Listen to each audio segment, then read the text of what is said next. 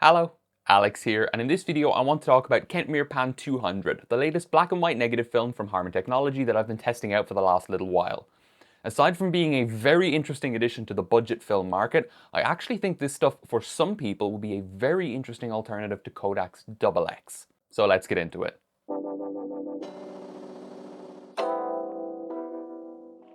The Harman Technology team gave me a couple of pre-production rolls of Kentmere Pan 200 when I visited them at the photography show in London last month, so I could make this review and have it ready for launch, so thank you very much for including me in this. Some of these images were developed before I had the official dev times, and they weren't quite right. So there will be, some variance, your mileage may vary, all that kind of thing, but the broad strokes will still apply. Also, because these are pre-production rolls, I can't show the negatives in full, so as much as I normally like to do that for B-roll, that kind of B-roll will be a bit sparse in this video.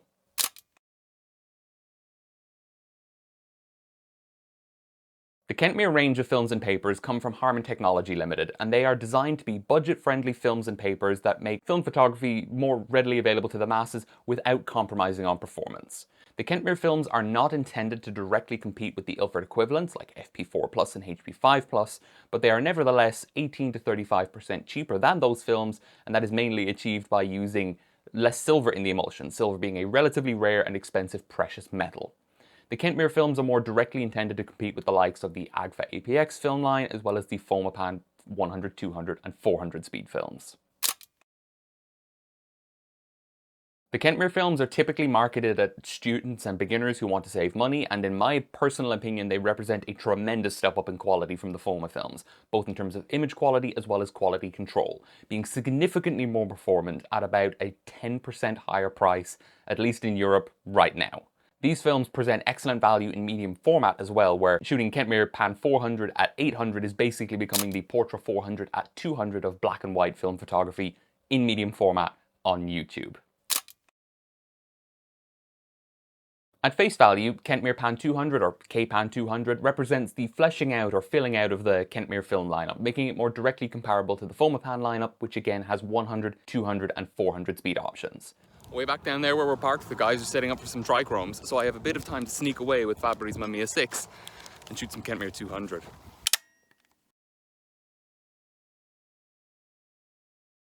K-Pan 200 is, as the name suggests, a panchromatic black and white negative film with a box speed of 200. It's available in 35mm format as both 24 and 36 exposure rolls, 120 medium format, and it will be available in 35mm bulk rolls as well, though I'm not 100% sure right now if those will be available for launch.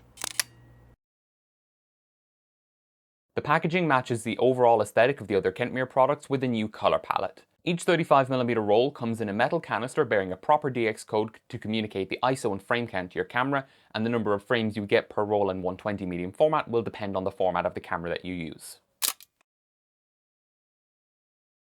The emulsion is coated onto that low-density acetate base that Harman Technology have been using a lot lately, with no anti-halation layer, and the film is intended for development in the standard black and white development process to yield negatives that have to be inverted either during printing or scanning to give your final positive images.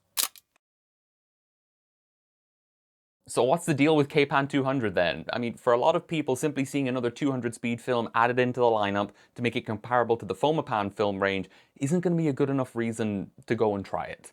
Fomapan 200 is notable in that it uses both tabular and cubic silver halide crystals in its emulsion, giving it quite a unique grain structure, and by far the lowest price point of any tabular grain film on the market. Kentmere Pan 200 promises much higher contrast than both K-Pan 100 and 400, which is good because a lot of people overdevelop those films, especially 400, just to get some contrast out of it natively without having to add too much in post, while maintaining very fine and well-controlled grain relative to its film speed. Seems fairly self-explanatory. K-Pan 200 is solely a cubic grain film, there's no tabular grain mixed in there. The secret sauce there for me personally, and the thing that definitely makes it stand out compared to the other Kentmere films, is that the use of the low density acetate base in combination with a lack of an anti-halation layer. K-Pan 100 and 400 also lack an anti-halation layer, but they have a denser, less light pipey acetate base, means you're going to get a lot more halation in your images, giving a glow that gives a more distinctive look. As much as I often joke that ISO 200 is the worst ISO, it is admittedly very versatile. You get a lot more oomph and usable speed than ISO 100 will give you, but without the significant grain that ISO 400 will give you. I mean, the difference between ISO 200 and 400 in most film lineups is quite significant in terms of grain. So if you can get something faster than 100 without the severity of image quality loss of a 400 speed emulsion, relatively speaking, that's a nice balance that's going to impress a lot of people. Even shooting this stuff without a flash, and a lot of these images have been shot with flash, like 1/15th of a second at f2 indoors is not unreasonable for ambient indoor lighting, and that's not the most freeing set of exposure conditions, but it's hardly that difficult to do. And a lot of these images were shot at night, handheld, with no tripod, at like 1 to 4 seconds. And of course, being a relatively low speed film compared to like a 400 or something, you can shoot wider open during the daytime and maybe get a bit more separation from your background, depending on what you want to do. This is particularly a thing I'm thinking of for like beginner photographers. If you want to shoot at f1.8 because you just bought a new f1.8 lens, you can do that a bit more easily with a 200 speed film than with a 400 speed. It's a Kentmere film, and it's going to be priced like a Kentmere film. So we're looking at something in the neighborhood of €6 per roll, depending on format, and that is very, very welcome. Again, there's no Ilford equivalent 200 speed film, but we're talking about 90% of the performance of something like HP5 or FP4 for like 2/3 the cost, and that is very welcome. Even in 120, I am very much looking forward to buying a brick of this as soon as I can. The fact that Harman Tech were able to increase the contrast relative to K-Pan 100 and 400 without significantly sacrificing shadow detail is technically very impressive, especially when there's so little silver in these emulsions to begin with. Kentmere Pan 400 is notoriously very flat, and that's why a lot of people push it to 800 or even 1600 by default, just to get more contrast out of it without having to go straight to grade 5 or crank your S-curve in Lightroom. I've been adding very little contrast to these scans. You can see in this image here of Calais, there's very little going on beyond a straight inversion. I think that the way they've done this is, given that there's no Ilford equivalent film, they're actually not using as little silver as Kentmere Pan 100 and 400 because there's no higher tier film to undercut. A quick look at the dev times shows that they're on par with Kentmere Pan 100 in some cases and quite a bit shorter in many others. In fact, they're closer to HP5 in most cases, with some exceptions, which might be indicative of a higher silver content. And this trend of higher silver content meaning shorter development time isn't an absolute rule, but it does broadly correlate across a wide range of films that I compared, so I think that might be part of the secret here. Oh, the halation is just gorgeous. I'm a huge fan of halation in my black and white photos as well as anything I'm shooting at night, so it really is served up in droves here. K-Pan 200 shows a lot more halation than K-Pan 400 does, even under vaguely similar shooting conditions, and I do think that under certain conditions where you have like a lot of very small lights in the frame, it's going to be too much for some people's taste. But overall, the soft, gentle glow that you get with the vast majority of images just adds a bit of something that makes this film stand out a bit more. Again, there's nothing really like that within this price segment, within this part of the market, so that's really unique and makes it stand out in a way that I really, really do like. The resolution and the level of detail you can capture are very good, but when you consider the context in the price and the market segment, again, it borders on absolutely excellent. When I shot some of this film in the Pentax 17 at the Ilford and Pentax photo walk at the photography show, I was absolutely astounded with the quality. Consider that this is half frame 35mm film with a zone focused camera, the level of detail is genuinely fantastic.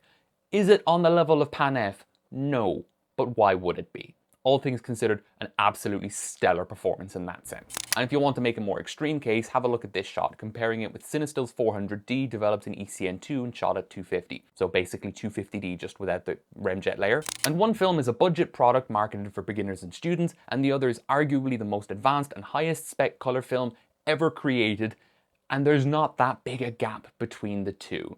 It's a really, really strong performance here.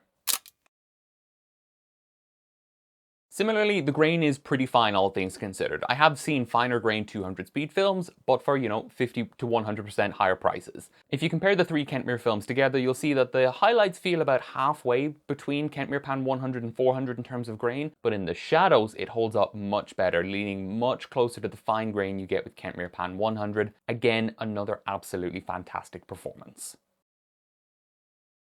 Even if I'm right and there's more silver in this emulsion than in Kentmere Pan 100 and 400, there's not that much, and that does show in certain ways. If you want to push this film, 800 is realistically going to be your limit, as you're going to see. 1600 I wouldn't really recommend. And if you're a huge fan of really flat negatives, you know, like Xtol 1+1 with the Kentmere kind of thing, you're not going to build up density as effectively as you are with a higher silver content film, which is going to have an impact on some people and some workflows. These aren't really what the film is intended for, all things considered, but it is worth pointing out. If you look at the datasheet, you'll see that the increase in development time from EI 200 to 400, a one-stop push, increases most of the dev times by around 40%, which is significantly higher than the typical rule of thumb of like 15 to 28% per stop, at least for the first couple of stops, suggesting that this film doesn't build up density as well beyond EI 200. Although it isn't as clear and transparent as a polyester PET base, the low-density acetate base will make this film somewhat prone to light piping, as it was with Harman Phoenix. It's not anywhere near the extent of an issue as it's going to be with like an aerial film, but it is something worth bearing in mind that you should not be loading and unloading this film under bright sunlight, and you want to be careful with fat rolls with your 120 film. Talking about something else that you're not really intended to do with this film, it's not really suitable for reversal processing. The lack of silver in the emulsion means you're not going to very effectively build up a very good Dmax to get black shadows when you're making slides, so this really wouldn't be my first choice. I only mention this because I know there are a lot of people who want something that has the clarity of base of FP4, but with a higher speed closer to HP5 for reversal processing. I obviously haven't done this, but I really don't think that Kentmere Pan 200 is going to be the magic bullet that those people are looking for. Oh come on, me playing around and doing things to a film made in Mobberley? Never. The pretty good negative density that I've seen, as well as the generally higher image quality and lower grain than Kentmere Pan 400 especially, made me think it would be a good test for a two-stop push. 2 stops is a nice benchmark because most things push well by 1 stop and not a lot of things push well by 3 stops. So I took Kentmere Pan 400 and Kentmere Pan 200 and pushed them both 2 stops in stock ID11. There's obviously a huge increase in contrast in both cases from the push, and the Kentmere Pan 200 negatives were slightly thinner than the Kentmere Pan 400 ones, but again I had no official times for a 2-stop push and I did have to kind of estimate it, so there's going to be some variance in there anyway. The increase in grain when pushing +2 is modest, and it holds up really well all things considered. I do bracket these test strips, so if you throw in the Kentmere Pan 400 shot at EI 800 too, that shot is still grainier than the pushed K-Pan 200, though it is admittedly overdeveloped by a further stop, so it's not a direct one-to-one comparison, and I didn't have the time to do a separate +1 push run to round out this test before I have to leave. Having seen the scans, I wanted to see how well this film would print in the darkroom, which is something I admittedly know very little about, but I wanted to see because, you know, you can look at 100 megapixel scans of a 35mm consumer budget film and say, oh, it's very grainy. Prints are kind of the truth sayer here, and yes, these first shots were developed in DDX, but I still could not see the grain with any of the grain focusers I had available to me, and I had to just rely on finding a high contrast edge and contrast focusing it, so you know, the grain is not that grainy. This first shot was printed on Ilford multigrade RC Pearl paper for 6.8 seconds at grade 0 and then split at 3.9 seconds at grade 5. I shot this with that Solonon 18mm lens I've been raving a lot about lately. Regardless, on the Kentmere side, it printed really nicely and there's a ton of detail captured from the highlights all the way through to the blacks in this very high contrast scene. I did try and make another print and I'm not really so happy with this one, but I printed it for 5.3 seconds at grade 0 and then 5.7 seconds at grade 5. I was getting very tired after nearly 4 hours in the darkroom, but at least this gives me an idea of what I want to do when I get back into the darkroom to try and print this one again. It was printed on the same paper, but I do need to give it a bit more work. Getting great results with Kentmere Pan 200 in the darkroom, even as someone who knows very little about it, is not very difficult. If you actually know what you're doing, unlike me, you're going to be able to get amazing stuff out of this film, no problem at all. 11:14, no problem. 16:20, probably reasonably doable if you know what you're doing. If you think you need more than that out of a €6 roll of film, no you don't. I know some of you have been waiting for this part, but now we're going to compare Kentmere Pan 200 to Eastman's Double-X 5222. This film has been restricted in its availability lately in bulk rolls, and it is basically impossible to get in 120 unless you pay Cinestill's exorbitant pricing, whether it's in 35mm or 120 actually. So I really wanted to see if there's any reasonable way these two could compare. 200, 250 speed, reasonable grain, good contrast and halation. At face value, they seem kind of similar. Just like the previous test, I developed the Double-X in ID11 for its own respective time, and the Double-X definitely offers higher contrast, being a higher silver content emulsion, and the grain is definitely a bit coarser than the Kentmere Pan 200, but not tremendously so. The Kentmere film does appear to have slightly higher resolution though, but the gap isn't exactly huge.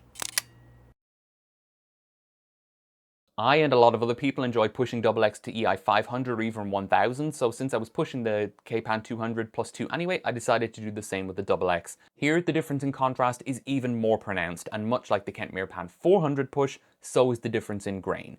When you push these films, the differences just get broader and broader. In this case, the exposure indices of both films are nearly the same, so this really is just down to the look of the film. Both do lose a lot of resolution compared to their box speeds, but the K-Pan 200 distinctly holds up better at 800 than the Double-X does at 1000 here. But since a lot of people like shooting and pushing Double-X for its high contrast and high grain, that means they're actually less alike, and that might not necessarily be a good thing. So those are my thoughts on Kentmere Pan 200, the latest black and white film from Harman Technology, and this was a surprise to be sure, but a welcome one. I really was worried that I wouldn't find anything particularly notable or interesting, and I would just end up defaulting back to Kentmere Pan 400. That turned out not to be the case at all, and once I shoot the rest of my K-Pan 400, I'm probably going to stick with this stuff. Whether it's using a compensating developer like Diluted Xtol or Bellini's RDL with that sulfite that I spoke about in a recent video to bump up the shadows a bit, I can definitely see myself switching to K-Pan 200 as my default everyday budget black and white film, especially given that you can buy it in bulk rolls. I'm putting my money where my mouth is. I'm going to buy a bulk roll the second I can because I really want to try a bunch of this stuff. The image quality overall is very good, and the value for money it presents is absolutely astounding. You're getting very high contrast, very good grain performance, high resolution in particular. Again, look at those half-frame Pentax 17 images. Again, that's a zone focus camera, so they're not even perfectly in focus, and you just get an overall fantastic package for great value for money. I would be interested to see what people do in terms of reversal processing, if there's a particular method, or, you know, shooting it at like EI 1000 or 1600 with a very high contrast developer can get good results. I don't think it's going to be a particularly good performer there, but compared to FP4, it might offer a unique perspective on reversal, I guess. In 120, I think it's going to be more popular for its look than for its absolute performance, because things like apparent size of grain are not as big a deal in 120 as in 35mm, maybe 645, but not like 6x7 or 6x8. And there you're going to be relying more on the tonality and the halation. And the halation is what really sweetens the deal for me.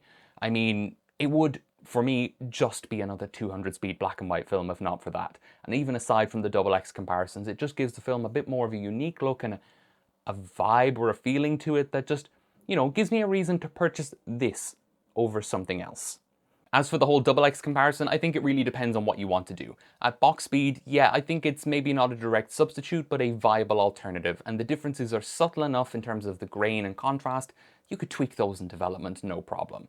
When you're push processing, if you want to shoot your Double-X at EI 500 or 1000, it's not really going to be a fair comparison, and I don't think you should be looking at K-Pan 200 there. But in terms of general pushing, Kentmere Pan 400 is still probably the king for like 1600, 3200 kind of exposure indices. But shooting something that you can just use every day, and then maybe you can take another roll at night and shoot it pushed 1 stop or 2 stops, Kentmere Pan 200 sits in a very nice middle ground position there, where you've got the fine image quality when you really need it, but the flexibility of a moderate push when you really do require the film speed and you can't use a flash. I'd like to see what other people do in terms of pushing this stuff, you know, with a more suitable developer. I wouldn't use stock D76 for this. I would use Xtol 1+1 or 510 Pyro or DDX 1+4, something like that, usually. But I only had so much film and I had to keep some consistency within my tests. Kentmere Pan 200 is something I am very, very impressed with. You know, for how unexpected it was, I have to say I am pleasantly surprised. So thank you very much to Harman Technology for including me in this. But that's all I have to say for this video, so stay safe, and bye-bye for now. If you don't already, follow me on Instagram at Shaka1277 for new pictures every day. If you liked this video and enjoy what I do on the channel, please consider subscribing or checking out my Patreon, where the tiers start at just €1 per month.